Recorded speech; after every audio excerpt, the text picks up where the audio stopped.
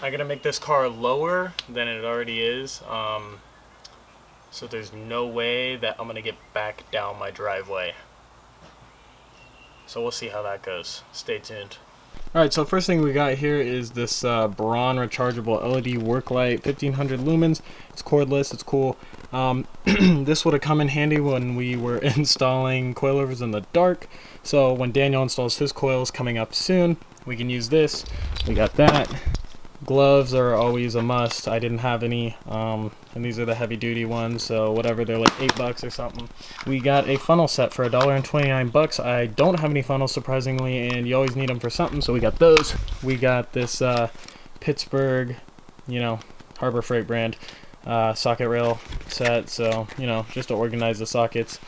These things are sweet. They're like $1.29 or something like that, and they hold everything metal, like all your bolts, screws, stuff like that. And they're magnetic, which is sweet. Zip ties, bigger zip ties, a massive pry bar. We needed this for the coils as well, so I figured I'd pick this up for when Daniel comes to do his coilovers. We will not have to worry about shop towels anymore because now I have 50 of them.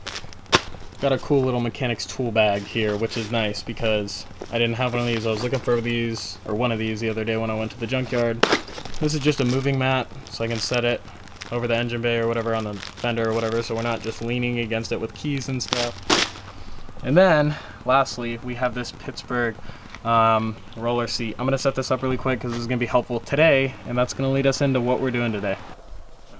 Alright guys, so we're going to put this car up on the jack stands. We're going to pull the front wheels off. I'm going to put the stock ones back on. I'm probably going to adjust the coilovers a little bit, or I'll set it down and see how it looks. If it still rubs really bad, I'll probably just adjust them and not be so ignorant with it. But we got Cole here, and we got this new $30 Harbor Freight Stoolie, rolly stoolie. Yeah, we got that shit set up. It was terrible. It came broken, so yeah. Check this out. If you can see, yeah, it's broken. I'm gonna get the impact out, and we're gonna just rail these bitches off, and we're gonna put the new ones on. I mean the old ones on. I feel hella pro on my fucking car with my impact. Dude, we're leveling up around here, dude. Yeah, with Harbor Freight, but fucking we're making our way. Floor jack. Not one, count them. Two stools. Yeah, 2 stools, cordless impact gun. What you want, dude?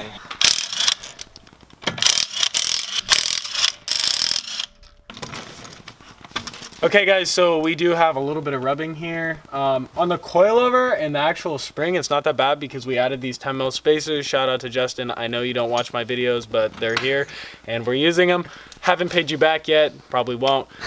Thanks. We're rubbing here. It's honestly not that bad. You guys can't see it, it's not really that important. The fender liner on this side has seen better days. My bumper is hanging a little bit, so we'll have to address that eventually, not today. I thought the coilover would be more beat up than this, so far so good on the Racelands. What we're gonna do is we're gonna stick the disgusting, I think they're 185s. The fact that I can do that should tell you how small they are. This is self-discipline to getting new tires mounted on the M3 wheels, if that makes sense. Yeah, go.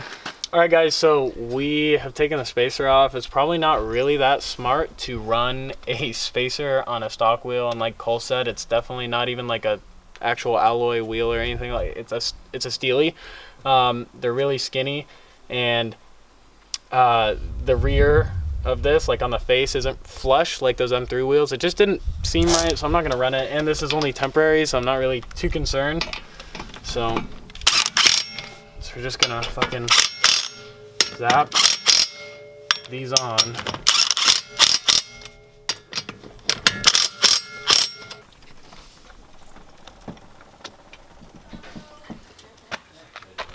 Well,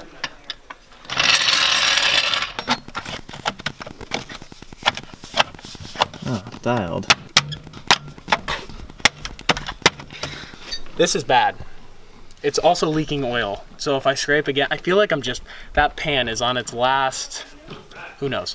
We're gonna put the back down. I'm gonna shut the fuck up and we're gonna make it look gay. This is just from being low. So I feel bad because it's such a clean car. And we're just, oh my God, I'm just like being such an ignorant asshole and destroying it. I'm just assuming we're in the right spot. That's probably okay. Oh shit, I think it's rolling. And I'm pulled it. Oh my god. Oh fuck, dude, look at the rubbing. Dude, you want to talk about unsafe tires? You think that's bad? Look at this. So Cole was right. I was really ignorant, and it's about to show what. Dude, this thing's about to explode.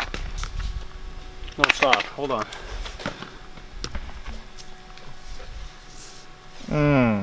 Fixing it up. So that's how you fix a tire.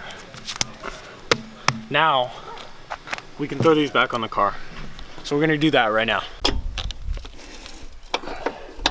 I'm just gonna go like literally a fuck ton of turns, and then we'll just drop it and see what it looks like. This is 100% deflated. Oh my god, what a joke. I mean, it just sat, so I'm hoping it was a slow leak. Because if that one's fucked, then I actually can't drive this car. Or we put a front M3 wheel on the so that's where we're at right now. We're gonna throw this on here. I lowered it a lot. It may not even go lower.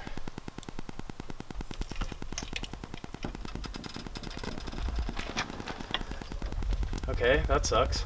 That looks higher than it was before. I think we fucked it up again. We'll be right back.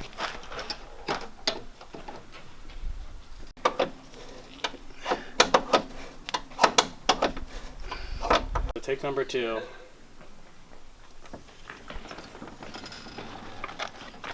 Fuck! Okay. I know.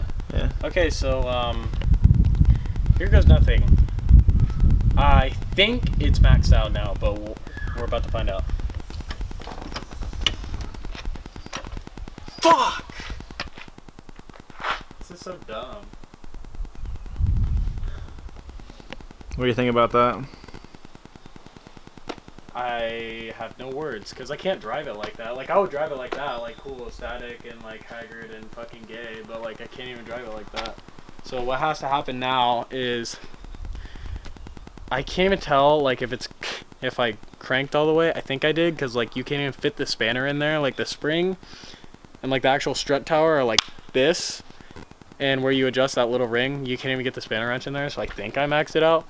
Then again, it's not tight. Now it's fucking loose. Like I could just pull the assembly out of the bucket.